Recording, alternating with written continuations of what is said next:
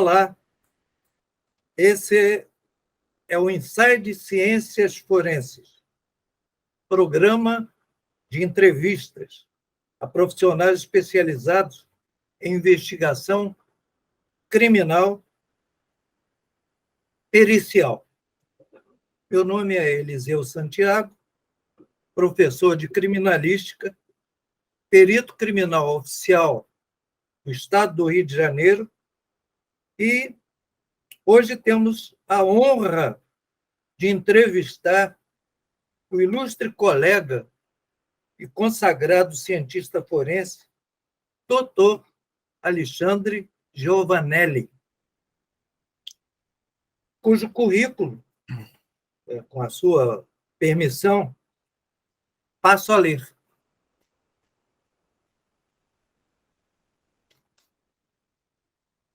Perito criminal do Estado do Rio de Janeiro desde fevereiro de 2001, com experiência em locais de crime e genética forense.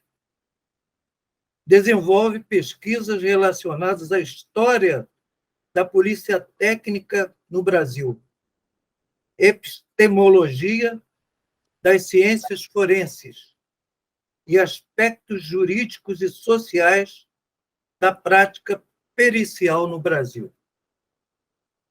Atualmente, lotado no Laboratório de Química do Instituto de Criminalística Carlos Éboli, da Polícia Civil do Estado do Rio de Janeiro.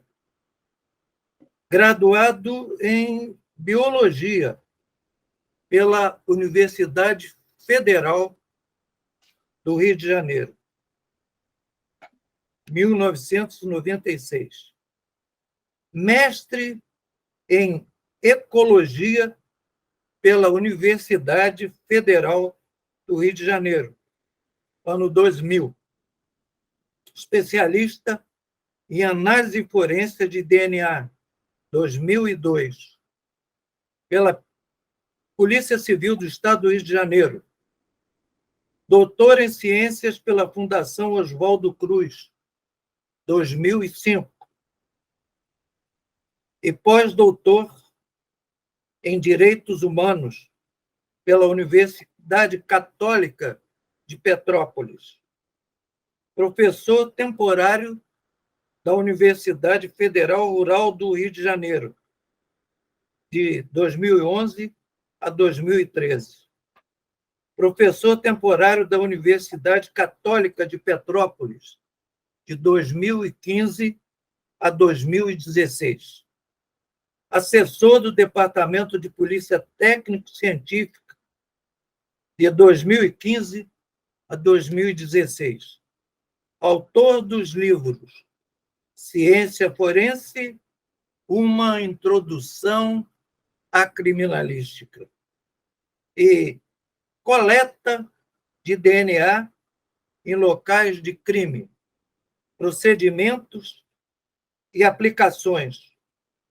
Coautor do periódico Evidência, o Jornal da Perícia, do qual tenho a honra de também participar da parte editorial. Giovanelli,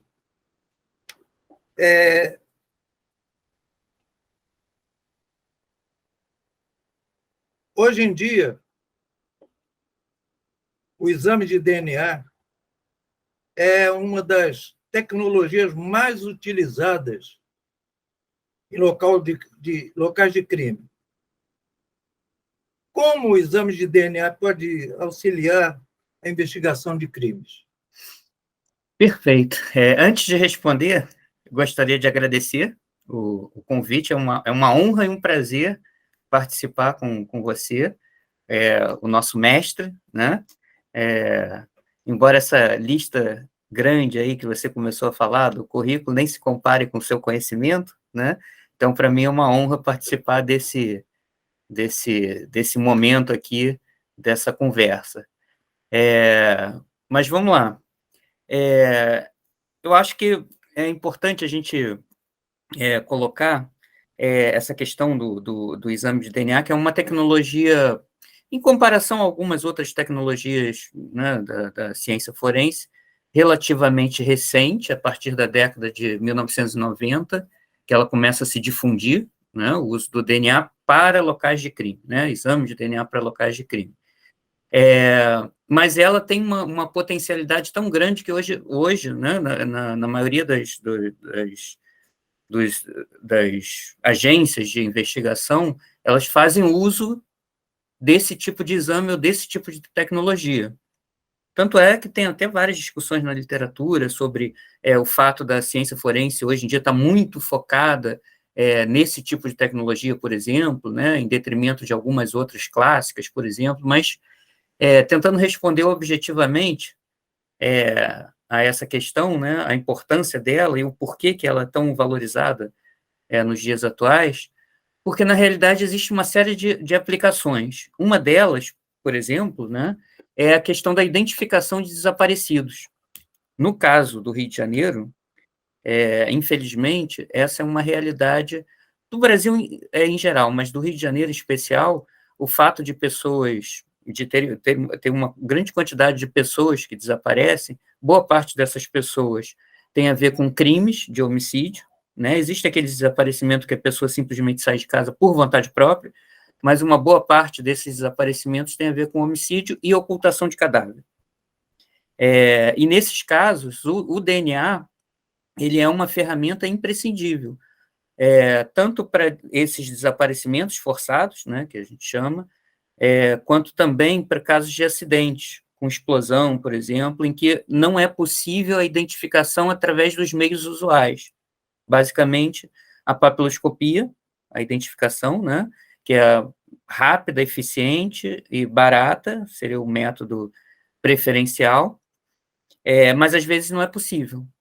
Ou através da identificação odontológica, também seria uma possibilidade, mas que não é um recurso disponível para todos os casos, né? Então, nessas situações, quando encontra um corpo queimado ou em decomposição já, o exame de DNA ele pode responder isso, ou seja, a identificação dessa pessoa, né? Essa seria uma das finalidades, um dos usos do exame de DNA. O outro, que é bastante explorado, por exemplo, em programas de televisão, CSI, né, seria a coleta de vestígios em locais de crime, principalmente para identificação de autoria. Então, através de exame de vestígios biológicos deixados pelo suspeito em um local de homicídio, um local de arrombamento, que não é muito comentado, mas também é uma possibilidade, né, é possível coletar material genético a partir de alguns tipos de vestígio como, por exemplo, o vestígio biológico, menos comum, mas até o DNA de contato também, né? Outra aplicação, no caso de violência sexual, também bastante utilizado o exame de DNA, principalmente a partir da coleta do sêmen no corpo da vítima, né? Com auxílio inclusive do médico legista, né? Quando realiza o exame. Em alguns países tem até a colaboração de determinados setores da própria saúde, que é o primeiro atendimento, por exemplo, quando ocorre casos de violência sexual, né? Então, existe uma parceria que é essencial com os institutos de identificação ou de perícia, ou a perícia em geral, ou a investigação policial com setores da saúde, né, para fazer a coleta desse material, fazendo com que a mulher, por exemplo, não tenha que ficar fazendo diversos exames sucessivamente. Então, isso é essencial. Mas o DNA, ele é essencial para a resolução desses casos de violência sexual, né? E, eventualmente, até material que é depositado na roupa da vítima também pode servir de suporte para a coleta do DNA. E uma última utilização, também já bastante utilizada no restante do mundo, né? Em alguns países do mundo, mas mais recente no Brasil, principalmente a partir de 2019, que é a coleta de material genético de indivíduos que foram condenados por crimes considerados graves, né? No nosso caso, a legislação determina que todos os condenados por crimes graves, é necessário que seja realizada a coleta do DNA. Por quê? a ideia, né, dessa coleta, né, para ser colocada em um banco. A coleta, o objetivo é que você consiga fechar, por exemplo, casos que não foram elucidados com esse material genético, partindo do pressuposto que é uma pessoa que cometeu um determinado crime e foi condenada por ele, não necessariamente ela responde por todos os crimes que ela cometeu, pode ter alguns crimes em aberto, né? Então, o exame de DNA seria uma forma de resolver isso. E também para, de certa forma, tentar minimizar a reincidência, seria uma forma de evitar com que o indivíduo, sabendo esse indivíduo que o material dele está num banco de material genético, né, um banco de perfil genético, isso talvez tivesse um efeito no sentido de fazer com que ele, mais um fator para que ele não reincida no crime, não cometa novamente aquele crime. Então, a ideia seria essa. Então, a gente já falou quase meia hora aqui só da importância Não, e mas aplicação do Olha, tá DNA. você valendo pode muito. falar o dia todo, meu filho. Desse jeito, você e o Eliseu, vocês todos aí. Eu estou, assim, chocada. Pois é, Alexandre, você poderia falar um pouco sobre o banco de perfis Sim, perdão, sim, e como ele funciona? sim. O banco de perfil genético foi uma conquista muito importante para a gente, né? Ele já existe em outros países, como eu falei, né? A partir da década de 90, você começa a criação desses bancos em outros países, a utilização. Com o tempo, as tecnologias também foram sendo aperfeiçoadas, né? Mas, efetivamente, no Brasil, ele começou a funcionar, né? A ser instituído a partir de 2013, né, com a Lei 7.950.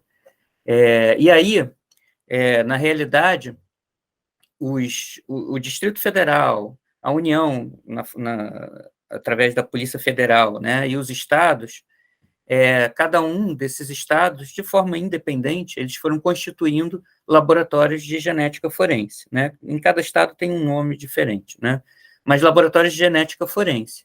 E aí, a ideia do banco é você ter um software que vai registrar essas informações sobre os perfis genéticos, obtidos em cada um desses estados, no Distrito Federal e na Polícia Federal.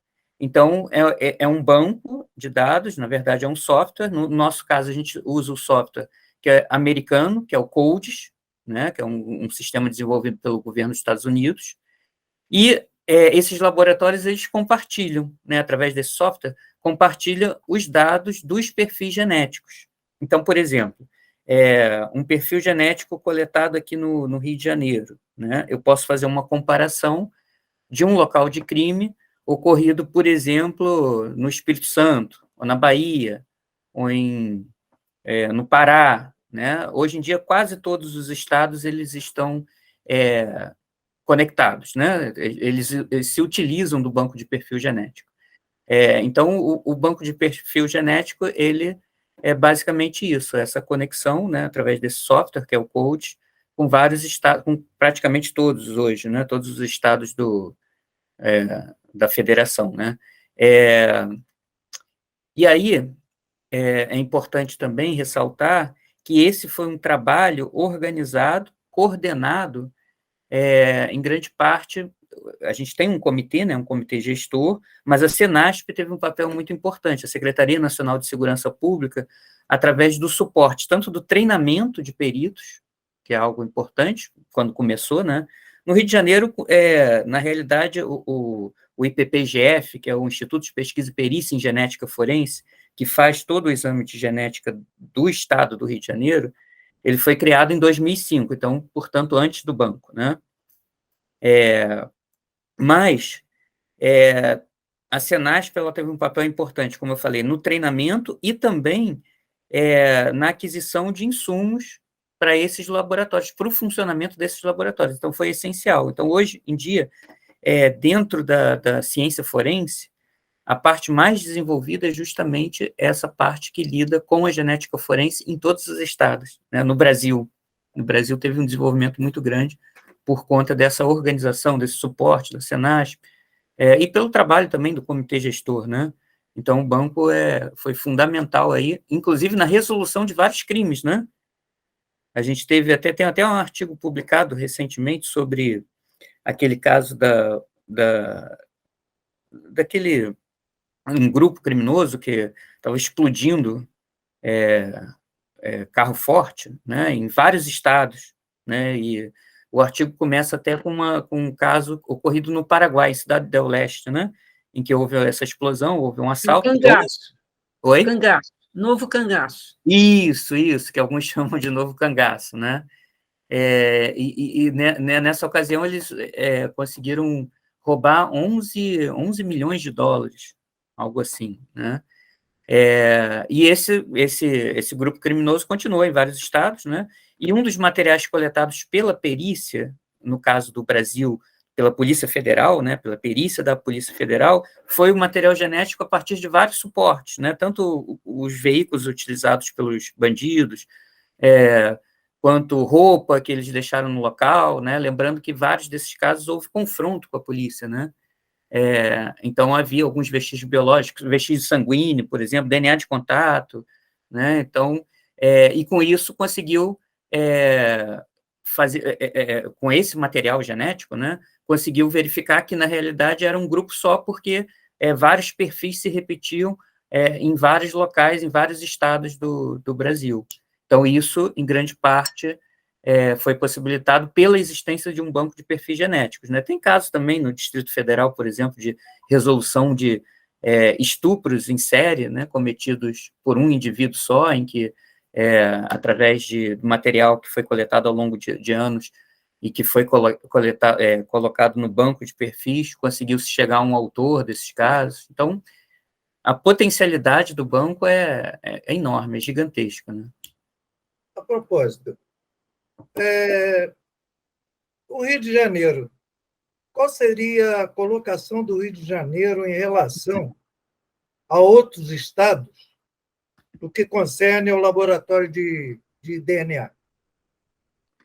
Sim, eu tive a oportunidade de trabalhar lá por 5 anos, eu saí agora recentemente, né? Agora estou no laboratório de entorpecentes e psicotrópicos, mas por 5 anos eu tive a oportunidade de trabalhar, desenvolver pesquisa, inclusive da FAPERJ, especificamente com a questão do DNA de contato. E, assim, em relação ao... Perdão. FAPERJ, explica aí. Desculpa, sim. A galera não sabe sim. exatamente o que é Não, FAPERJ. claro. Não, é bom fazer, porque às vezes a gente vai falando e nem se dá conta, né? É verdade. Então, a FAPERJ é uma agência de financiamento do Estado, né? Do Estado do Rio de Janeiro, né? Os estados, em geral, têm agências de fomento à pesquisa, né? No caso do Rio de Janeiro, a FAPERJ, né? Então, São Paulo tem a sua própria agência de fomento, que é uma forma de estimular a pesquisa em diversas áreas, né? E a FAPERJ aprovou, mais recentemente, que é uma coisa até inédita e importante, em 2018 e 2020 ou 2021, se não me engano, houve 2 projetos direcionados especificamente para a ciência forense. E nesse de 2018, eu consegui aprovar um projeto, eu e algumas pessoas do IPPGF também, além de outros peritos do Estado, né? Mas especificamente do IPPGF, da Genética Forense do Rio, eu acho que foram 3 ou 4 projetos que foram aprovados, e que foi importante para financiar algumas pesquisas aplicadas, inclusive, né? Então, por que eu estou falando isso? Porque, na realidade, aprovar 3 ou 4 projetos significa que, do ponto de vista dos profissionais que compõem o Instituto, eles têm uma capacitação muito grande, né, em relação ao ofício que eles fazem, né, que é a genética forense. Então, lá, em termos de pessoal, o Rio de Janeiro não fica para trás em relação a qualquer outro estado, né? Até porque, aí, novamente, eu ressalto a importância da Senasp, porque teve todo um trabalho de fomentar isso, né, essa capacitação ao longo desses anos dos peritos, né? Então, em relação à capacitação, a profissionais, ali o Rio de Janeiro não fica para trás. Em relação a condições do laboratório, também a Senasp teve um papel importantíssimo, né? Então, os critérios mínimos, todos os laboratórios que participam da rede, eles têm que ter, inclusive passam por auditorias de tempos em tempos para verificar se eles atendem aqueles requisitos, né? Então, uma coisa bem bolada e importante para manter essa qualidade aí dos laboratórios. Então, existe. Mas existem alguns problemas, obviamente, né? Hoje em dia, a demanda pelo exame de DNA tem aumentado muito, né? Inclusive, existem leis específicas, por exemplo, falando sobre desaparecidos, né, em que tornou obrigatório, o que era óbvio e essencial, mas tornou obrigatório a coleta, por exemplo, de material genético de todas as pessoas não identificadas, que tem que ser mandada esse material tem que ser mandado para o laboratório, né, para tentar extrair um perfil genético. A própria investigação policial ela começou a se inteirar mais sobre a importância do DNA em locais de crime, principalmente no caso do Rio de Janeiro, a divisão de homicídios, hoje a delegacia de homicídios, né? Em que essa coleta de material é essencial, né? Do material do vestígio biológico para identificação, por exemplo, de possíveis autores, né? Então, essa demanda tem aumentado muito ao longo do tempo e ainda entrou a questão dos presos, né? A partir de 2019, essa demanda de coleta por preso, que também é feita pelo laboratório, aumentou bastante. O que isso significa? Significa que é necessário, no caso do Rio de Janeiro, mais gente, mais pessoal, mais perito para lidar com essa demanda. O espaço ele ficou pequeno, porque foram adquiridos equipamentos, inclusive automatizados, para agilizar esse processamento, né? Então, o espaço é pequeno, a quantidade de peritos hoje ela está defasada em relação à necessidade e à demanda, né? Mas em termos de qualidade, né, aqueles requisitos mínimos de qualidade e capacitação de pessoal, o Rio de Janeiro atende plenamente em relação a qualquer outro estado. Mas tem essas dificuldades em relação a aperfeiçoar ou otimizar alguns tipos de exames que poderiam estar sendo feitos de forma com volume maior também, né? Basicamente, essa situação do estado do Rio de Janeiro, né, hoje em dia. DNA de contato. O que é isso, hein? Esse é um tema interessante, também bastante discutido na literatura internacional por várias questões, né? O que acontece? As tecnologias associadas com o exame de DNA, elas tiveram um aperfeiçoamento muito grande ao longo dos anos, principalmente nos 15 últimos anos, 10 últimos anos, de tal maneira que o exame de DNA hoje ele tem uma sensibilidade, uma precisão muito grande, né? Então, mesmo com pequenas quantidades de material biológico, e aí quando eu falo material biológico, pode ser, tradicionalmente, né, os mais comuns, sangue, saliva e sêmen, né, que são mais frequentemente encontrados em locais de crime, através desse material, mas também através de resíduo de pele, é possível extrair o perfil genético de uma pessoa.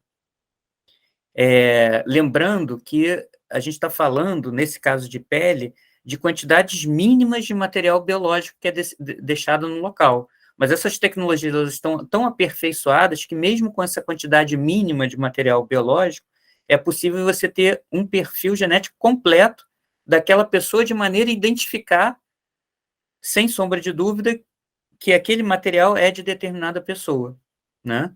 E aí o DNA de contato é justamente esse material que é depositado pelo contato direto do corpo e de um suspeito, ou até da vítima, dependendo da situação que está sendo analisada, né, com um determinado suporte. Então, por exemplo, se eu toco no computador, né, eu posso deixar material, posso deixar célula ali. E aí um perito, ele pode, com auxílio, por exemplo, de um SWAB, ou recortando um pequeno trecho do material, coletar aquilo, levar para o laboratório, e aí fazer o processamento, que é, na verdade, a extração, ou seja, a retirada do material genético das células, a amplificação e depois tentar chegar a um perfil genético completo da pessoa. Doutor, Então, sim. perdão. Não, Desculpa, claro, sem só problema. para ilustrar um pouquinho mais. Sim. Não são raros os casos de locais relacionados em que ocorre o seguinte: o indivíduo eliminado num determinado local Uhum. e é transportado para outro local. Sim. E, às vezes, isso ocorre o arrastamento do cadáver. Sim, perfeito. E fica, normalmente, pode servir como suporte o piso ali em que ele foi arrastado. E é possível coletar material assim, desse naipe aí? Essa pergunta é muito boa, mas tem várias respostas, né? Inclusive, no último livro, né, que a gente publicou, né, eu em conjunto com outros autores, a gente fala até da análise de contexto para a coleta de DNA. Nesse caso especificamente, né, em que também no Rio de Janeiro, infelizmente, é comum essa questão de tentativa de ocultação de cadáver, de transporte do cadáver para um outro local, né? A famosa desova. A famosa desova. Então, a gente poderia pensar, por exemplo, né, no próprio veículo, no veículo que serviu, né, para transportar o indivíduo, em geral, o porta-mala, né? O corpo é colocado no porta-mala. Então, você tem, em associação, por exemplo, com o uso do luminol, que é outra tecnologia importante, né, ali para tentar identificar o vestígio sanguíneo oculto ali, né, você aplica o luminol, percebe que tem vestígio sanguíneo da possível vítima no porta-mala do carro, e a partir daí você tenta extrair o DNA. Sim, é possível, né, ainda mais de sangue, vestígio sanguíneo, o exame de DNA costuma dar um bom resultado, né, se você consegue achar no local, ou num suporte, ou no veículo, como esse é o caso. Tem outra situação importante, interessante também, tem uma pesquisa na Holanda, que a gente fala também no livro, que eles fizeram o seguinte teste, que é justamente esse caso de transporte de um corpo. Para transportar o corpo, a pessoa ela tem que segurar o corpo de alguma maneira, né? E eles simularam uma situação em que alguns voluntários eles arrastavam o corpo por um determinado trecho, né? Acho que eram 10 ou 20 metros, né? Isso com voluntário, né? No caso, não era um corpo, era também um outro voluntário vivo, né? E aí eles analisaram onde que o indivíduo, aquele que estava transportando o corpo, segurava aquele corpo, né? E aí eles perceberam, por exemplo, né? Vou resumir o resultado. Eles perceberam, por exemplo, que os tornozelos eram a região do corpo da vítima onde o autor ou o agressor ele normalmente segurava com mais frequência. Então, é possível também, aí que é interessante, coletar DNA do agressor ou do suspeito no próprio corpo da vítima, nessa região, por exemplo, do interessante. Eu vi um filme há muito tempo que era com Sidney Poitier. É um ator antigo, Sim. mais antigo do que eu, que era No Calor da Noite. Então, sob as unhas sim.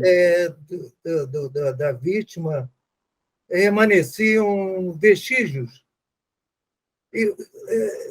Isso é provável? Isso acontece? No caso, por exemplo, de esganadura ou de uma reação qualquer que a própria vítima possa ter, esse material talvez possa ser encontrado tanto na vítima quanto na figura do agressor. Eu não sei se é que vai me responder exatamente isso aí. O que você acha disso? Sim, as duas situações. Duas considerações aí. Você também que trabalhou muitos anos em local de crime, né? Tem classicamente, a gente sabe que muitas vezes... Sem comentários. Classicamente a vítima, né, em algumas situações, ela esboça reação, né? E uma dessas reações é tentar segurar, né, de alguma maneira o agressor, tal. E ali naquele processo, né, você pode ter adesão de material do suspeito na unha, que a gente chama de material subungueal, né, debaixo da unha da vítima. né? Então, tradicionalmente, por exemplo, o próprio ML, hoje em dia, já é mais ou menos uma rotina, nos casos de violência sexual, principalmente, né?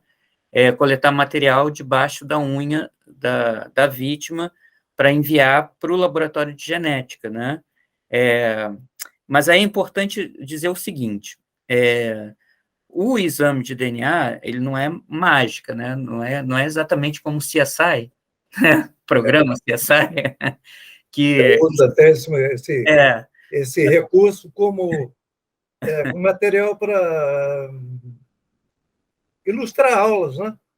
É sim, lógico que aquilo ali você sim, tem que abstrair a forma fantasiosa como é apresentado, mas sim, tem muita sim. coisa interessante Que nessas tudo dá séries. certo, tudo é muito rápido, né? E, na verdade, não é assim. Então, em caso de DNA de contato, por exemplo, não é a garantia de 100%, ainda que a pessoa toque, né, em alguma superfície, não é garantia de 100%. Inclusive, no nosso experimento, que a gente avaliou a recuperação de DNA de contato em veículo, né, utilizado, a gente também utilizou voluntário, que foram até os autores que deu origem a um artigo, né, um artigo científico, publicado recentemente.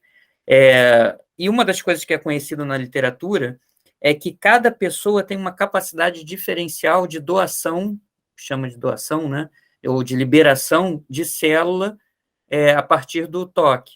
Então, por exemplo, né, no nosso caso lá, a gente percebeu que um dos voluntários, eles tocavam e a gente quase sempre conseguia recuperar DNA.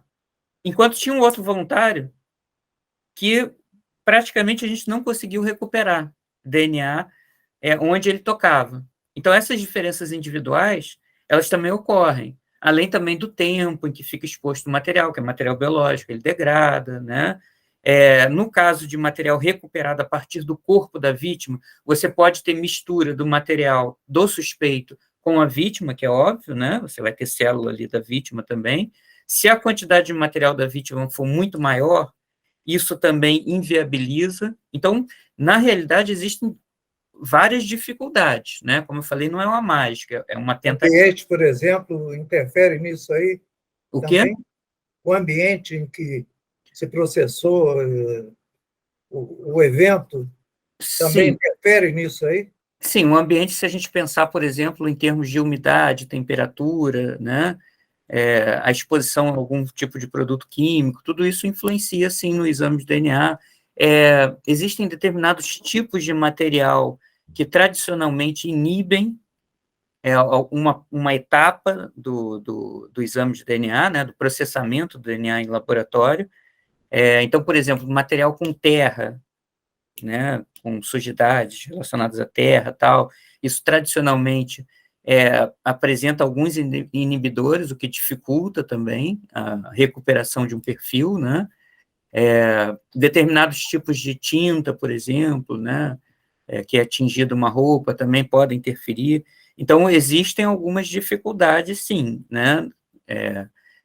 É possível? Sim, é possível, mas existem algumas dificuldades aí para a coleta desse material e principalmente para a obtenção de um perfil genético, né? Perfeito. Dentro desse contexto ainda, eu gostaria de saber o seguinte: toda técnica ou tecnologia apresenta limitações? Quais as limitações ou cuidados associados ao DNA de contato? Sim. Assim, eu vou falar de uma maneira geral em relação ao DNA, porque se aplica também, né, ao DNA de contato. A gente já começou a falar de algumas coisas, mas classicamente, né, a gente tem uma importante discussão sobre a cadeia de custódia, né, essencial, Perfeito. que é uma É um discussão dos antiga. capítulos do meu livro, Cadeia de Custódia de Ah, Investigação, sim, sim, sim, calcanhar de Aquiles. sim. Eu estou até lendo aquele livro que você até autografou para mim, não foi? Sim. Eu tenho o privilégio também de ter o teu autografado. Eu sei. Guardo com muito carinho, muito cuidado.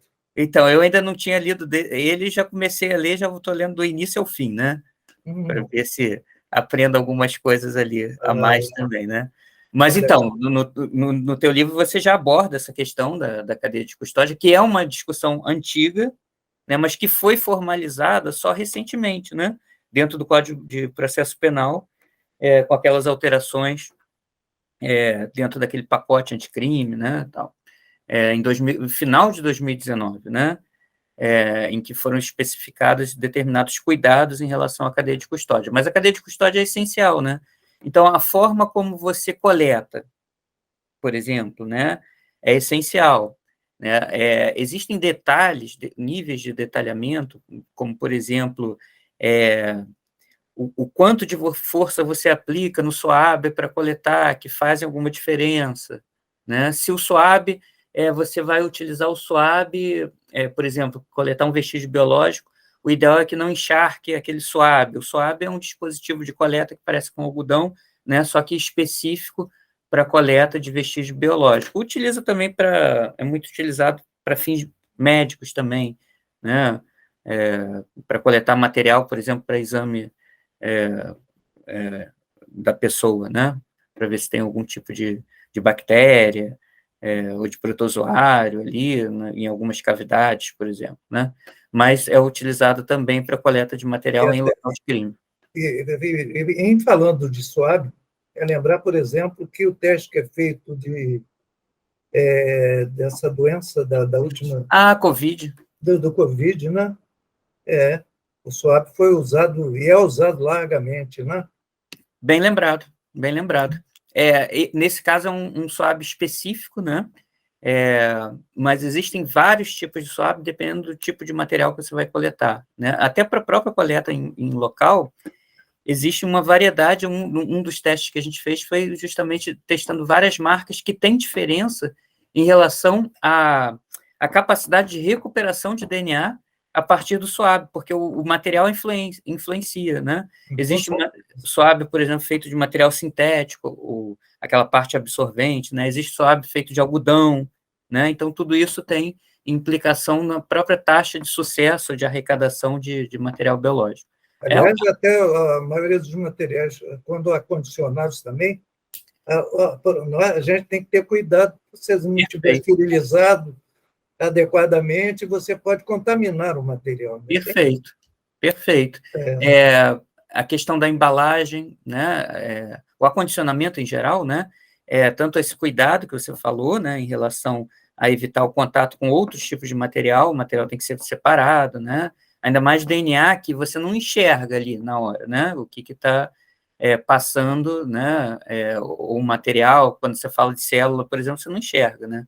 Então, a possibilidade de contaminação é muito grande. Se o indivíduo, por exemplo, não estiver usando EPI, equipamento de proteção individual, como uma simples máscara, né? E ele dá um espirro, ou começa a falar no local de crime, ele vai projetando algumas gotículas com o material biológico dele também naquelas gotículas de saliva, por exemplo, né? Então, ele pode contaminar. E vai contaminar. E isso acontece, inclusive em países desenvolvidos, né? Então, por exemplo, tem artigo mostrando que na Suíça, quase que 10% de todas as amostras coletadas em local de crime para exame de DNA, elas têm contaminação da equipe, tanto policial quanto perito de coleta, por conta dessa sensibilidade do exame de DNA, né? E qualquer erro, falha ou desatenção, ela acaba contaminando, né? Então, o uso de EPI, por exemplo, é essencial, não só em laboratório. Quando a gente vê aqueles filmes que a pessoa está vestida, né, com aquela roupa, né, toda branca, roupa de isso aí, a galera isso aí é o EPI, não é isso? Isso é o EPI, a máscara, né? Até o uso da máscara também, às vezes, né? O fato de você tocar, por exemplo, em algum lugar, aí é outra questão, né? Transferência secundária, por exemplo, né? Se o perito toca num local com a luva, e aí com essa luva ele toca em outro local, ele pode transferir o material de um determinado local para o outro, material biológico, as células, né, confundindo, inclusive, a investigação policial. Tem um caso clássico, né, que assim, serve de referencial na literatura internacional, posso falar desse caso? Que tem a ver com essa questão dos cuidados, né? que é um indivíduo chamado Lux Anderson. A gente fala um pouquinho dessa história no livro também. Mas na internet encontra fácil, né? Lux Anderson. O Lux Anderson era um... né? Eu acho que ainda está vivo. É um indivíduo que era um morador de rua, né? Ele vivia na rua, ele tinha problema com alcoolismo, né? E aí ele vivia em determinadas local, acho que, se não me engano, da Califórnia, né? Só que ali teve um crime que foi um roubo a uma residência, né? Um casal de idosos, pessoas de posses, conhecidas na localidade, bastante conhecidas. Houve um roubo, uma gangue ali entrou, assaltou e amordaçou, amarrou e amordaçou aquelas pessoas, né? Uma senhora e um senhor, né? E aí, por conta daquela fita que colocou no rosto, aquele senhor acabou vindo a morrer, né? A mulher dele conseguiu ainda se soltar depois que eles saíram, né? Não houve violência no sentido de facada, tiro, mas houve a violência indireta nesse sentido de colocar aquela fita que acabou causando uma asfixia, né? A mulher conseguiu se soltar, chamou o socorro, chamou a polícia, a equipe de paramédico veio, né, na residência, mas não conseguiu salvar. Tentou prestar os socorros, né, o socorro inicial, né, mas não conseguiu, né? E aí depois veio a equipe de perícia. A equipe de perícia, ela conseguiu coletar material, tanto da unha, aí novamente, né, aí a unha da vítima, desse que morreu, né, material, e do tape também.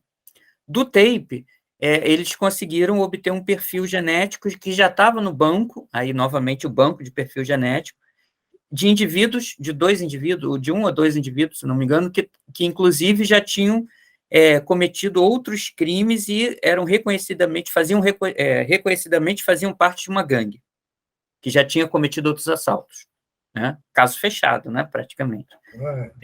E da unha, eles conseguiram também arrecadar um material e obter um perfil que era do Lux Anderson, esse que vivia na rua, né? Ele já tinha sido preso, mas não por crime violento associado à morte, né? Mas por perturbação pública, né? Coisas menos graves, né? Aí ele já tinha o perfil dele no banco e ele foi preso. E o advogado, ele, na tentativa de alegar insanidade mental, por conta do uso de álcool frequente, ele era alcoólatra, né? Ele começou a fazer um levantamento das internações que ele teve em hospital. E aí o mais interessante é que percebeu que no dia do roubo, ele tinha sido internado horas antes, quase em coma alcoólico, né? Ele tinha bebido todas, ficou caído na rua, uma pessoa chamou o socorro veio, levou ele para o hospital horas antes do crime. E ele permaneceu no hospital, a condição dele era tão ruim que ele teve que permanecer no hospital até o dia seguinte. Aí a pergunta, né, que depois a investigação começou a se questionar, mas como que o perfil dele foi parar no local numa cena de crime, e na unha da vítima, né, principalmente, né? E aí começou toda uma discussão, né, sobre... E aí houve uma investigação ali da própria polícia, do advogado, que conseguiu constatar que a equipe que foi no local do homicídio era a mesma equipe que tinha socorrido o Lux Anderson. Então, a suspeita é que o equipamento, aquele oxímetro, lembra que eu até comprei na época do Covid, que a gente, né, para medir o nível de oxigênio no sangue, né, que coloca no dedo, espeta assim no dedo, né? A hipótese é que aquele material tenha servido de suporte para transferir o DNA desse sujeito, do Lux Anderson, para a cena de crime. Então, assim, a importância, né, o exame de DNA é ótimo, ele serve para solucionar várias coisas, mas tem algumas questões que têm que ser consideradas aí, né?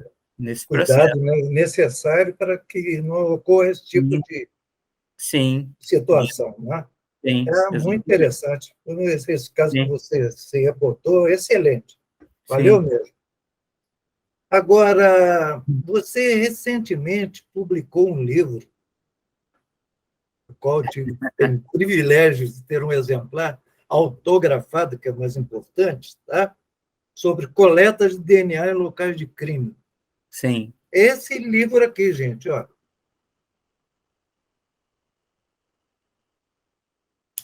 Muito bem. Você poderia fazer um resumo do seu conteúdo e os objetivos, no caso, por favor? Sim. Esse livro é interessante que ele contou com a participação, eu sou um dos autores, né? O Rafael Maia, que é esse que é Colega também. colega também, Brilhante também. sim, trabalha em locais de crime, inclusive, né?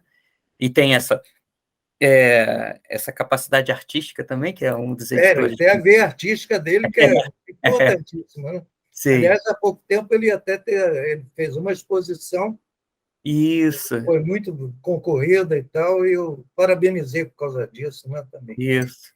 No Centro Cultural dos Correios, em Isso, Niterói e no Rio, né? verdade. É interessante. Então, ele participa com a experiência dele também de perito de local, eu também, que já trabalhei alguns anos em local de crime. A Ariana, que também ela atua na DH, né, na Delegacia de Homicídio, e a Priscila, que é uma perita também muito capacitada, né, especializada em biologia molecular, né, que trabalha até hoje no IPPGF, né? Então, somos 4 autores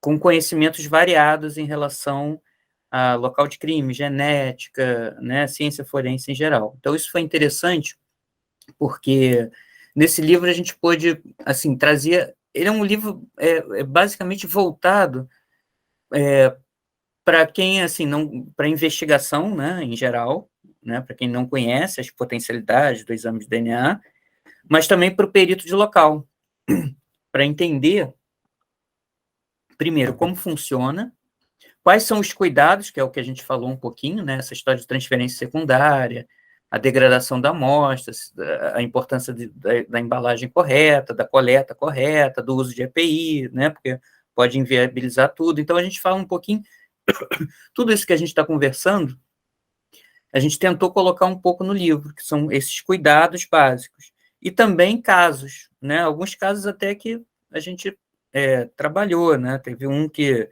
até a gente publicou na revista Evidência, com a Ariana, inclusive, a Carol, que é uma outra perita lá, que é um caso muito interessante da recuperação de DNA numa cena de crime, que foi até um trabalho fantástico da Ariana, que é essa perita que trabalha em locais, né? É um local de homicídio com faca, né? O sujeito ele foi morto com facada, e ela conseguiu, no meio de uma favela, no Rio de Janeiro, e no meio da perícia ainda teve um tiroteio que ela teve que acelerar. Essa é a dificuldade do perito do Rio de Janeiro, né? Que é o... Passado ele passava por isso e agora muito mais. Terrível. Sim, sim. E assim mesmo ela conseguiu coletar um material do cabo da faca, enviar para o laboratório, né?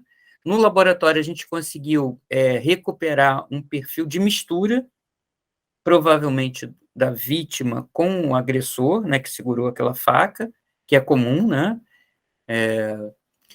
A gente colocou esse perfil no banco e um mês, ou menos de um mês depois, esse perfil bateu com um perfil de um perfil que foi introduzido no banco também, mas aí é coisa do Rio de Janeiro, né?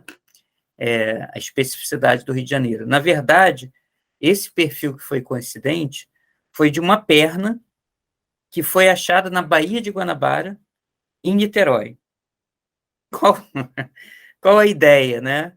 Para quem ainda não captou, né? Esse homicídio ocorreu numa favela, né? O indivíduo, assim, a história da investigação, né? É que ele saiu de casa, ele foi num bar ali não dentro, mas na entrada da Periferia. favela.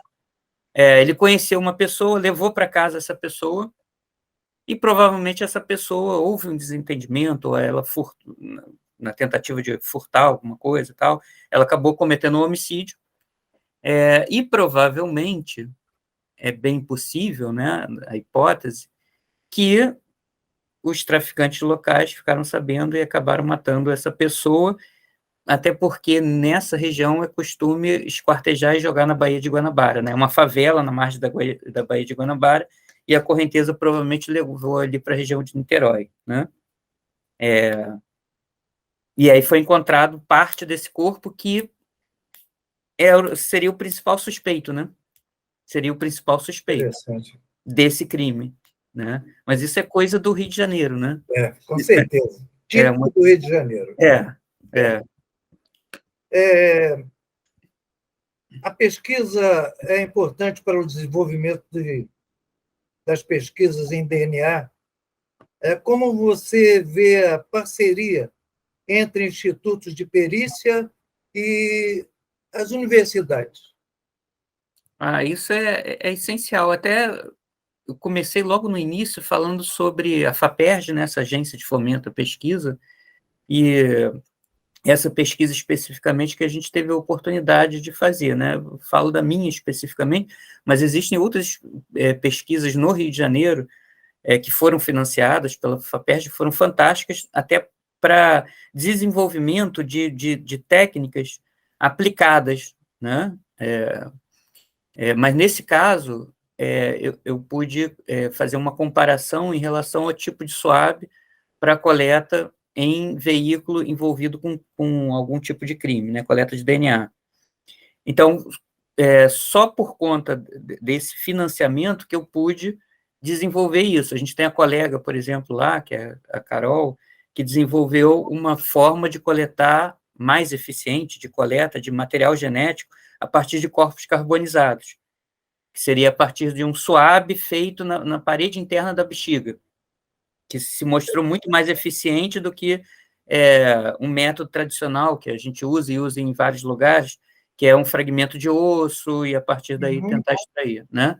Então, isso só foi possível, né, a partir de financiamento e de parceria com a universidade, né, que detém também alguns conhecimentos importantes e equipamentos, né, também essenciais para esse tipo de coisa. Então, a pesquisa é essencial para o desenvolvimento de técnicas, de tecnologias aplicadas ao nosso cotidiano, né? Isso é uma das coisas. A outra coisa que é bom lembrar também é que esses financiamentos, a gente consegue investir em infraestrutura, né? Tem alguns editais, por exemplo, que prevêem, né, um investimento em melhoria da infraestrutura para realizar pesquisa, o que acaba retornando para a própria instituição, né?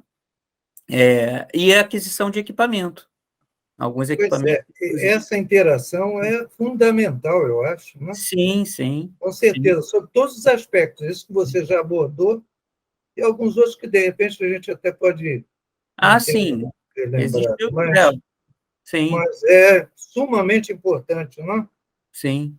Agora, veja só, a experiência em locais de crime e... Cavaleiros, eu tenho uma pergunta aí que pode gerar um debate muito você bacana. pode tudo. Assim você vai começar a me contaminar, Eliseu. Como diria você, né? Eu fiquei curiosa, por que há uma parte da bexiga? E qual seria? Não, a parte não, é um SWAB da parede interna. A parte interna, né? A bexiga, ela vai fazer um corte e na parte interna da bexiga vai fazer a coleta. Porque, na verdade, a bexiga a gente tem que, né, imaginar como órgão, é um órgão, ele é oco, assim, é oco por dentro, né? Mas ele é bem protegido, ele é fechadinho, né? Então, a gente está falando de um cadáver que passou por um processo violento de destruição de material biológico, né? Principalmente as partes expostas, externas ali, né? Seria um órgão mais protegido, mais... Exatamente, a ideia é essa, seria um órgão mais protegido, né, em que as células elas estão mais íntegras, então você consegue recuperar um material mais íntegro e ter sucesso nessa recuperação de perfil genético, porque A gente está falando de célula, né? E a célula tem que estar íntegra, né? O material genético, ele é muito delicado, né? É muito sensível, ele se degrada muito rápido, né? Então, nesse caso, ela é um órgão que está relativamente bem protegido, entendeu? Por isso, né? Muito interessante. Interessante. Você tem tantos órgãos e a bexiga se Sim. mostrou mais íntegra, a parte mais íntegra. Sim. Ai, que Fica interessante. mais protegida, é por isso, né? E Sim. é um órgão totalmente interior, interno, né? Então Sim. a proteção é maior, no caso, eu acredito, né? Bom, vamos lá.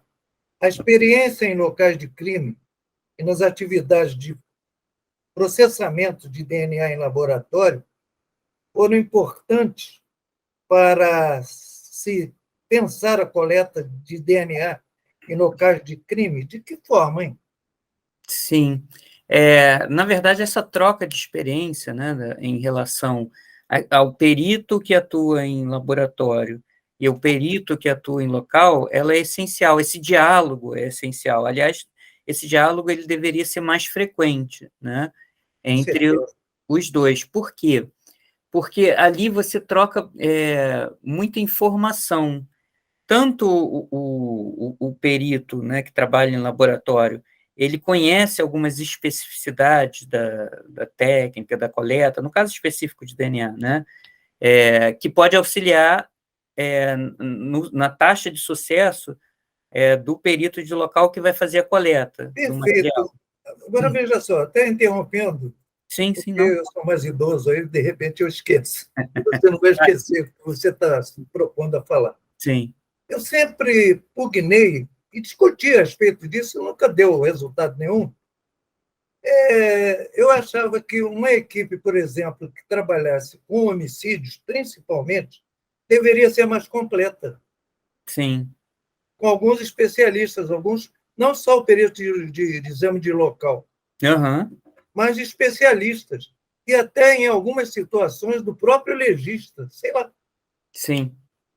Acho que a composição seria mais perfeita e os resultados seriam melhores, com certeza. Sim. O que você acha?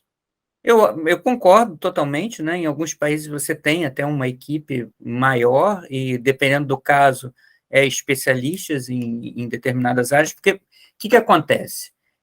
Hoje em dia, as diferentes áreas da ciência forense, né, elas apresentaram um grau muito grande de especialização. E as tecnologias também hoje disponíveis são enormes, né? Então, no local, principalmente de homicídio, né, a complexidade é muito grande. Então, você tem, por exemplo, essa questão da coleta de DNA, né, que exige uma série de cuidados, de atenção, de análise do contexto, né, que é importante, o sujeito tem algum conhecimento. A gente pode pensar, por exemplo, em mancha de sangue, que é um outro mundo, né? Dinâmica de mancha de sangue, que aí entra, inclusive, a questão de cálculo matemático para você determinar, a partir do ângulo de incidência da mancha, para você determinar a origem, Vários ponto de tipos, origem. né, do próprio desenho, né, que a mancha de sangue produz, né? Isso, Pargimento, gotejamento, isso. contato, vai por aí, né? Padrões, isso aí, padrões diferentes, né? A gente pode pensar na entomologia forense, que é a especialidade da Janira Oliveira, né? A maior especialista do Brasil. Janira Costa, nossa nobre colega. A maior especialista do Brasil, né? Do Rio de Janeiro, mas é a maior especialista do Brasil em entomologia forense, que é um outro mundo também, né? É um outro mundo, um outro universo de conhecimento, né? A gente pode pensar na papiloscopia, que hoje em dia também existe uma série, né, de possibilidades para visualização, coleta, né, de material. Existem tecnologias acessórias, como o uso de luminol. Então, estou falando, assim, do que me vem à cabeça e que, na realidade, assim, precisa de um conhecimento especializado. Então, de fato, assim, uma equipe ela seria muito mais eficiente na busca e na recuperação de vestígio e na interpretação, né? Eu fico feliz em você esposar a minha ideia, sabe? Que é nossa, não é minha. Eu acho que qualquer colega que tem uma visão um pouco mais ampla chegaria a essa conclusão. Isso aí é o óbvio, né? Sim, Mas é uma pena que isso ainda não se consagre, né? Então, sim. Sim, no Brasil, infelizmente, a gente ainda está lutando para valorização do trabalho da perícia, né? pois é, eu sempre falo que perícia é patinho feio nessa história toda, né? E até Sim, muita gente acha interessante eu usar essa expressão. Mas são poucos estados, inclusive, que têm a sua própria independência, né? Que a perícia é independente, não sofre tanta influência, as chamadas influências espúrias, né? sim. Então, tudo bem. Desculpa te interromper, mas Não, não, isso aí é importante, faz parte do nosso trabalho e da nossa reflexão, tanto que é um dos temas que eu gosto de discutir também, né? Quando eu falo de... Não só... A epistemologia tem a ver mais com as metodologias, com a discussão do que seria a ciência forense, qual seria o objeto de estudo, quais seriam as metodologias associadas, mas também essa parte mais social da influência, né, sobre o trabalho do perito e de como a sociedade vê a perícia e principalmente a justiça, né? Como ela vê e como ela se utiliza dessa ferramenta para a investigação, ou como ela deixa de utilizar essa ferramenta que isso é poderia pior. ser... e por quê, Está à né? disposição, está ali à espera e não é acionada às vezes. Sim, muitas vezes, exatamente, né? E o porquê disso, né? Tentar entender isso, né? É difícil. É. Uma de suas áreas de interesse é sobre a história da perícia.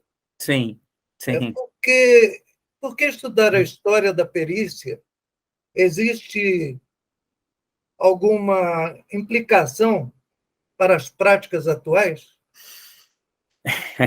Também é um mundo, né? Isso. Mas vamos tentar resumir, né? Primeiro, eu gosto, né? Eu acho muito interessante a gente olhar para trás e tentar ver a Resgatar. evolução, né? Ver a evolução das técnicas, a forma como as pessoas pensavam, realizavam aquilo, mas não é só isso, né? Eu acho que hoje em dia se perdeu um pouco dessa questão que tem a ver com uma identidade, né? Da própria perícia, do próprio profissional, né? Você lembrar do passado, valorizar pessoas, né? É um resgate, né? Sim, é um resgate e uma afirmação da identidade, né? Você tem uma identidade que ela não veio de agora, né? Eu estou há 20 anos na perícia, mas, assim, antes de mim, muito antes de mim, né? Existiram pessoas, peritos, altamente capacitados também, né? Que tiveram um papel relevante e importante para a nossa própria perícia, né? Hoje, Perfeito, né? perfeito. É o caso, por exemplo, de Edmundo Locar, né?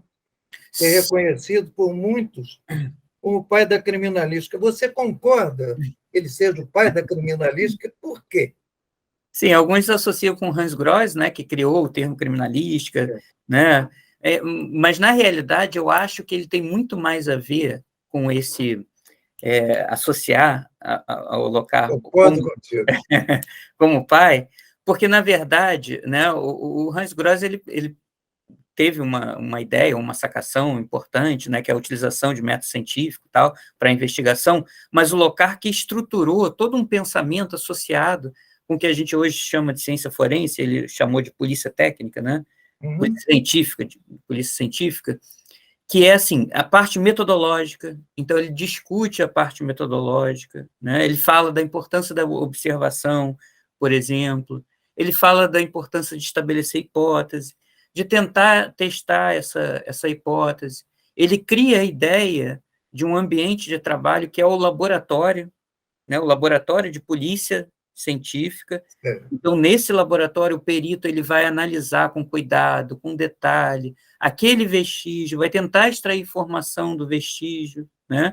Então, ele cria essa ideia do laboratório, ele cria essa ideia da metodologia, ele mostra e discute bastante a importância da interação com a investigação, ou seja, análise contextual, que é algo que está sendo discutido, inclusive na literatura hoje, né? Ele fala da importância de uma educação ou de um treinamento específico e diferenciado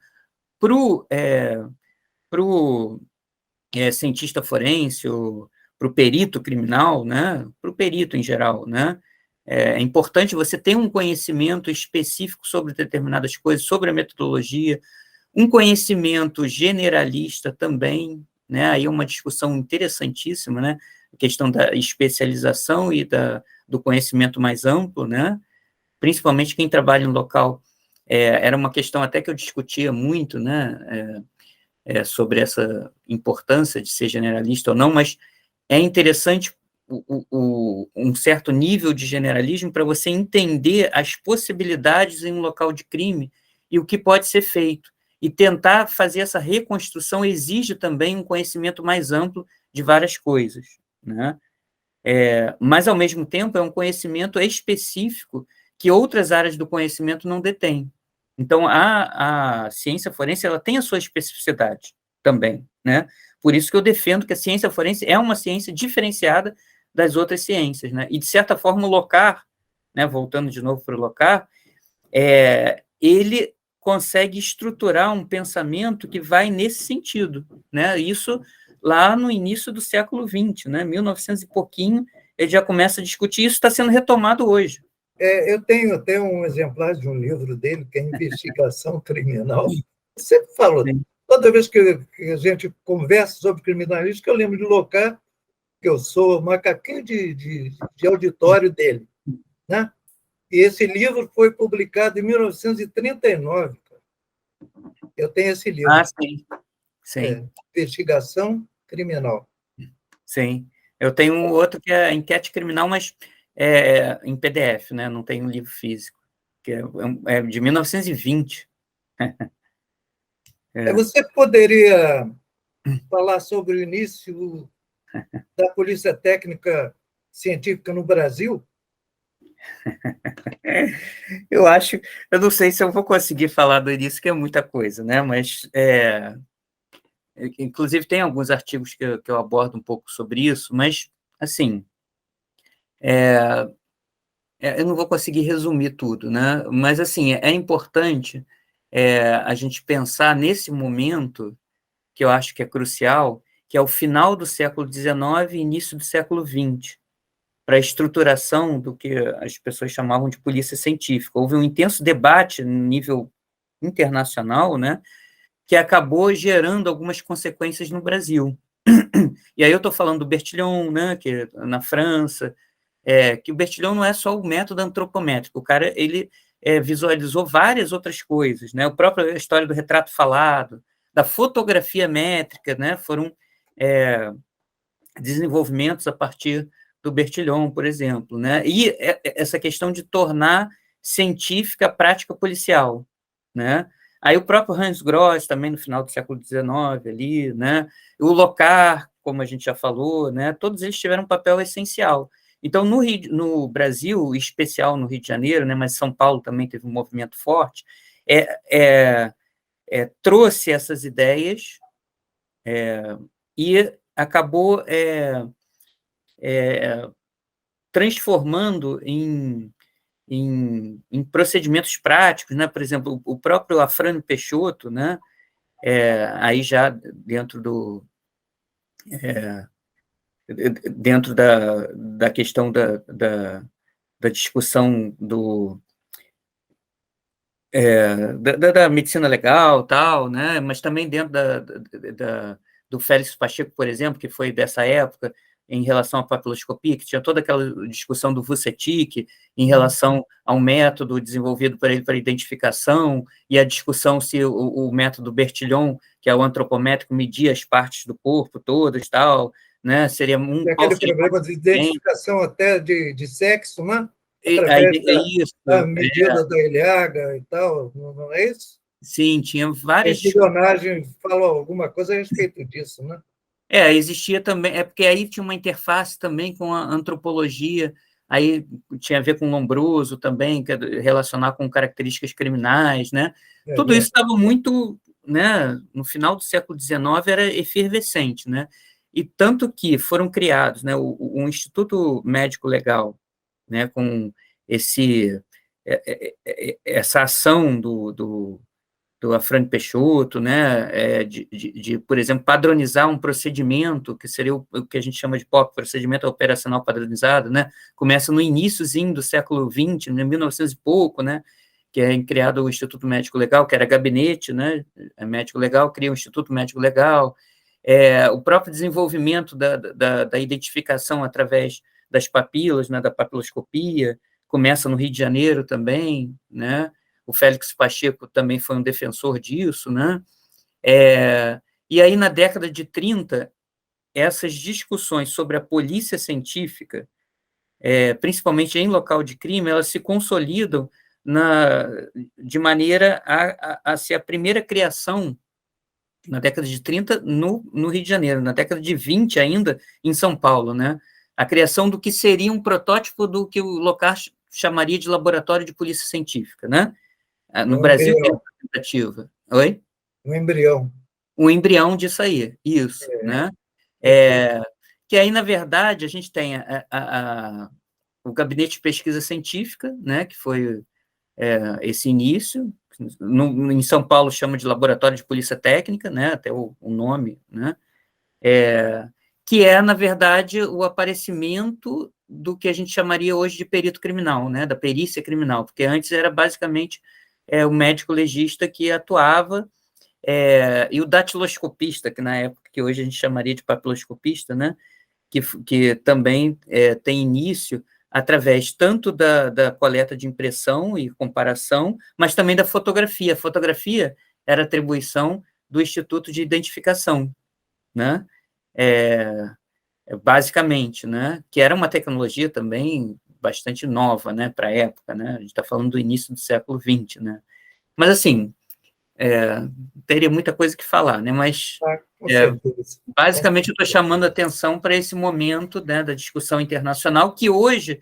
ela vem retornando, né, essa discussão, né, e a gente até pode fazer um paralelo de questões sociais, por exemplo, naquela época se discutia muito dentro da literatura, né, a questão do Sherlock Holmes, Arthur Conan Doyle, né, que é o autor, Sherlock Holmes, né, Edgar Allan Poe foi pioneiro, mas Sherlock Holmes estava muito em moda nessa época, né, então, na literatura tinha uma discussão, aí a gente pega, por exemplo, na década dos anos 2000, quando começam esses programas de CSI e tal, que também chamam a atenção para a importância da ciência dentro da investigação, né, e é o nascimento dessa discussão da perícia ou da ciência forense nos casos judiciais, né? Então, só fazendo um paralelo, mas no meio disso tem um mundo, né? Acho que você basicamente já teria respondido. Sim. Uma outra perguntinha que eu vou fazer, mas se você quiser reforçar, Tá. Quais as diferenças da ciência forense no passado e no presente? Acho que você basicamente, você quase esgotou tudo, não é? Mas se você quiser acrescentar mais, por favor.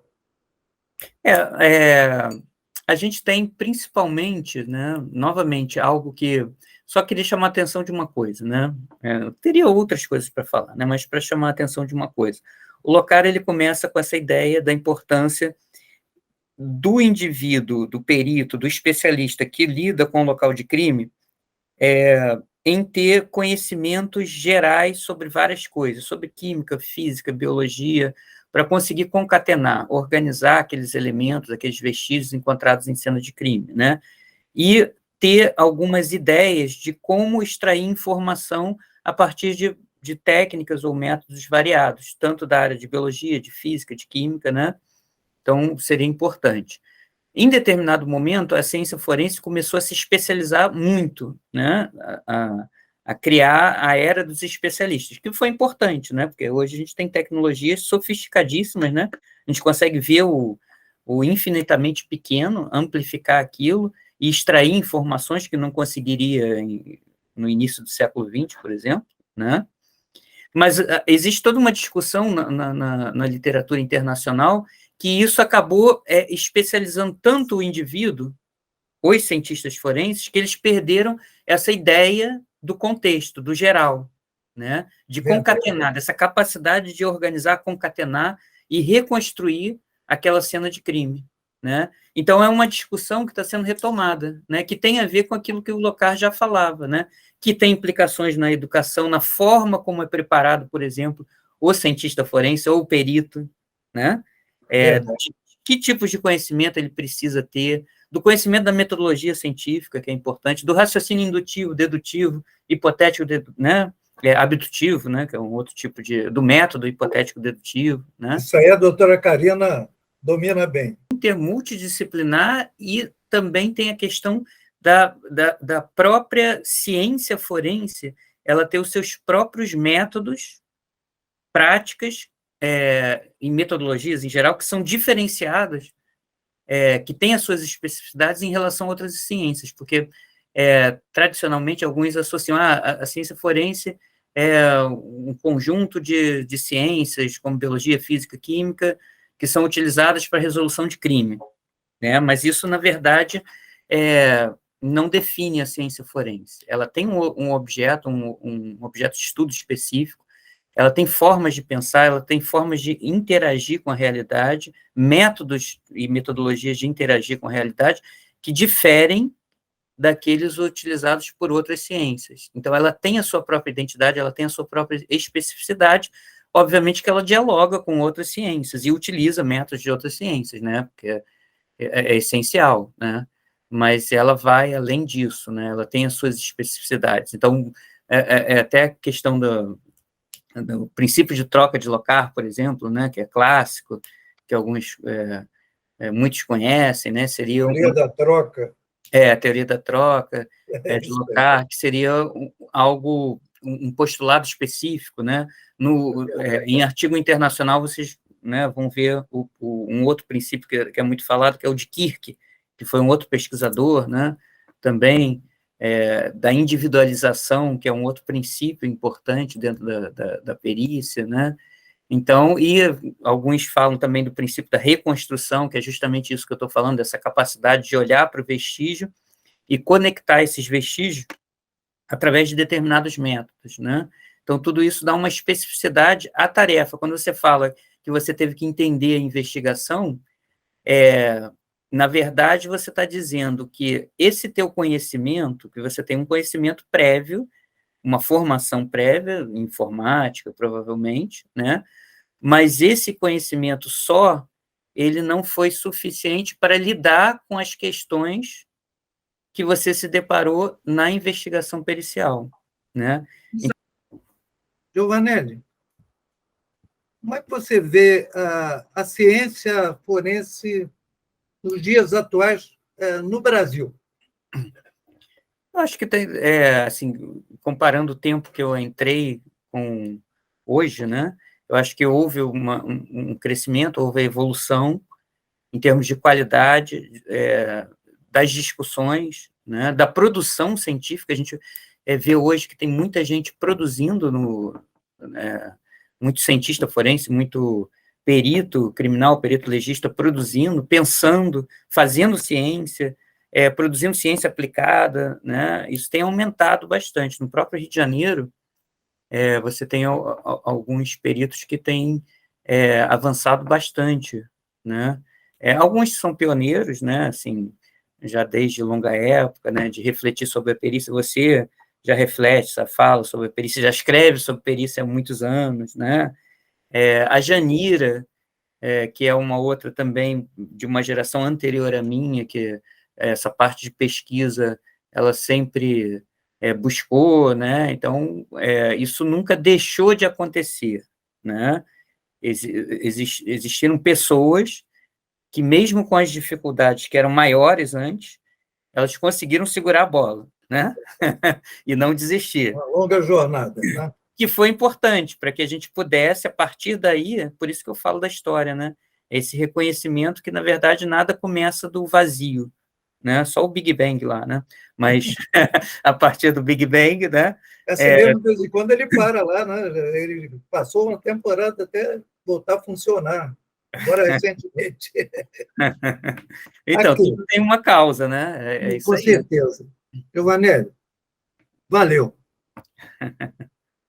Muito obrigado, tá? Por Eu favor, que agradeço. as suas considerações aí finais, tá? A minha consideração, assim, é primeiro agradecer, né, esse convite. Assim, é sempre muito bom conversar, eu sempre gosto muito de falar sobre perícia, conversar, mas a gente conversando também, outras ideias surgem, né, essa troca de ideias é essencial, para a gente reforçar, né, para a gente pensar, para a gente discutir, para a gente avançar em conhecimento em relação à ciência forense, né, até porque a gente, de alguma maneira, tem que ter essa separação. É importante essa história do efeito CSI, que alguns até discutem, né?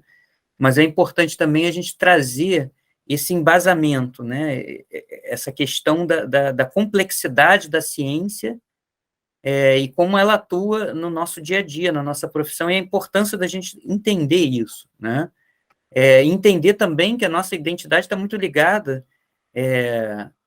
à ciência, né? E eu falo isso assim, não vou entrar em aprofundamentos dessa questão, mas basicamente a nossa identidade é a identidade de ciência, de método científico, né? A investigação policial, ela é importante nisso até que a gente estava discutindo, né? Da análise de contexto, essa troca de informação é essencial, precisa haver essa colaboração, né? Mas efetivamente nós não somos policiais, né? Nós somos peritos muito vinculados ao uso da metodologia científica para casos específicos, para reconstrução de cena de crime, por exemplo, para extrair informações de relevância para investigação, aí sim para investigação policial. Mas nós temos a nossa própria identidade, né? Isso que a gente tem que valorizar. Basicamente isso. Estão aprendendo e naquilo que elas podem realizar, né? No sentido, no seguinte, né? Eu posso fazer um curso, entender, exemplo, né? Se eu fizer um curso de, sei lá, de medicina, sei lá, de alguma coisa relacionada à medicina, né? Fizer um curso de 6 meses, né? E entender que, na verdade, eu estou fazendo isso para ter um conhecimento sobre determinados aspectos, né? Dependendo do que eu trabalho, se eu for, sei lá, trabalhar com o corpo humano numa determinada área, isso pode me auxiliar em alguma coisa, mas isso não me capacita a ser um médico, por exemplo, né? Não vou sair com esse curso um médico, né? Da mesma forma, alguns desses cursos, tal, eles são interessantes para a pessoa ter uma ideia, para despertar uma vocação, para aprender algumas coisas, até para aplicar, por exemplo, quando você fala, né, um curso desse, é importante que tenha metodologia científica. A metodologia científica, a gente sabe que ela se aplica toda a nossa vida, né? A gente pode utilizar o método científico para entender várias coisas e para ter uma capacidade crítica, né? Um curso desse serve para a pessoa também exercitar a sua capacidade crítica em relação à investigação, à própria perícia, a entender melhor, né? Então, assim, a princípio eu não sou contra, desde que tenha essa clareza, né? Agora, a prática, para você ser um profissional que tem essa capacidade de exercer essa função, aí ela demanda uma formação diferenciada e mais aprofundada. Mas aí entra um problema, né, que é uma questão que, em algum momento, nós, como cientistas forenses ou peritos, nós vamos ter que discutir, porque no Brasil, por exemplo, não tem um currículo mínimo, né, por exemplo, né, que as academias de perícia ou academia de polícia tenham que utilizar. Então, quando você fala de, eu vou vou me formar, vou ter uma formação em biologia, eu vou ter uma formação em contabilidade, existe um currículo mínimo que é exigido, por exemplo, das universidades. Para eu atuar como perito, por exemplo, né, não existe um currículo mínimo nacional, por exemplo, né, que cobre ou exija determinadas coisas, né? Então, em alguns lugares, você pode ter um curso de 2 meses, de 3, o outro de 6, outro de 1 ano, 1 ano e meio. Foi de 1 ano e meio. 1 ano e meio, exatamente. 16 disciplinas. Isso. Teve turmas que se formaram em 1 mês e meio, 2 meses, né? Então, isso não dá, né? Então, é importante ter essa padronização, ter essa discussão sobre os parâmetros mínimos para a formação de um cientista forense ou de um perito criminal. Tem que ficar claro para as pessoas que essa atuação depende também de horas de experiência, né? Horas de experiência é essencial, principalmente para determinadas áreas, né? O que a gente fala, você tem título de mestre, que pede você que fala para as pessoas, por exemplo, para ser mestre, ela tem que ter um currículo mínimo de experiência, sim. De proficiência. Para você falar, eu sou doutor, você também é idem, né? Agora, o que eu falei é que tem alguns peritos, porque perito entende-se que é uma pessoa que é o expert naquilo, naquela matéria, então ele pode investigar uma situação X, né? O que a gente tem hoje são formações de perito, e perito não se forma, né? Perito não se forma, né? Você é um cientista ou é um investigador. Aí você vai aplicar os métodos forenses naquela matéria para um devido fim, né? Então, é sobre isso que está acontecendo hoje. Sim. Então, lá fora você também tem essa discussão, né?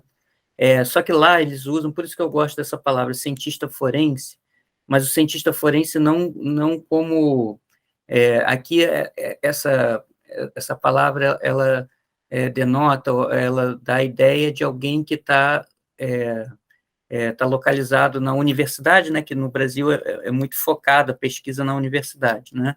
Nas universidades públicas, principalmente, né, que fazem uma pesquisa de qualidade e tal, mas está muito associado com isso. O cientista forense é aquele que está no laboratório, né, mas em outros lugares já tem uma discussão do cientista forense, na verdade, é esse profissional que se vale de conhecimento científico para atuar no auxílio ao esclarecimento e na investigação em questões judiciais, de uma maneira geral, né?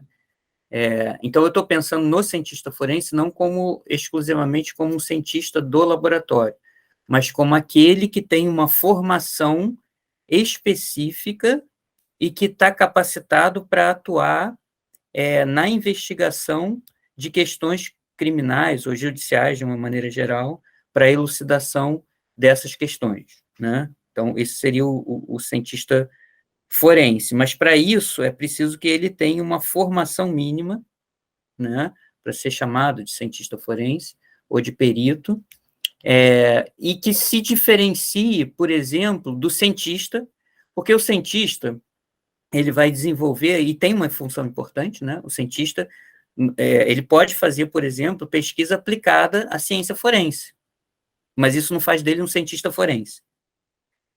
Por quê? Ele vai desenvolver técnicas em que o cara que atua no local, por exemplo, ele vai ter a capacidade de avaliar em que momento aplicar aquela técnica, como aplicar e que informação extrair, e se aquilo está sendo útil para ele. Então, o cientista da universidade, ele tem um papel essencial, por isso que é importante essa parceria, né? O cara que é um especialista, por exemplo, que trabalhou anos avaliando joias, ele tem um conhecimento grande, né?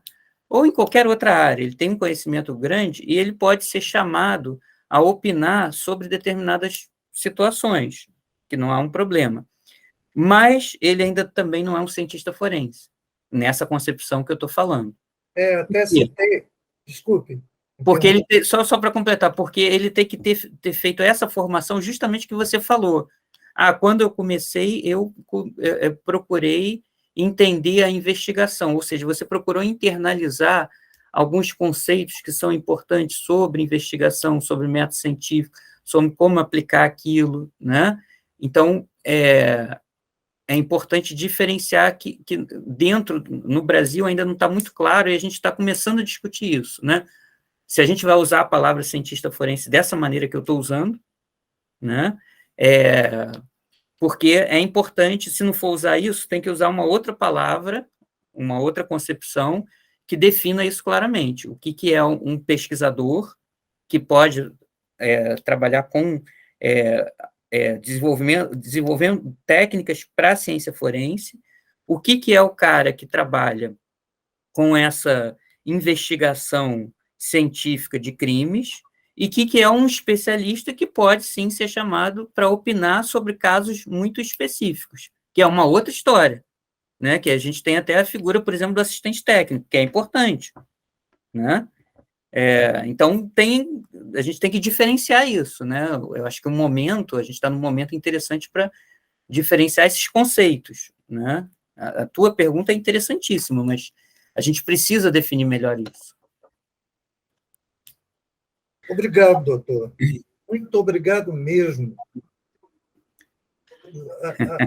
Os seus ensinamentos superaram aquilo que a gente aguardava, esperava, não?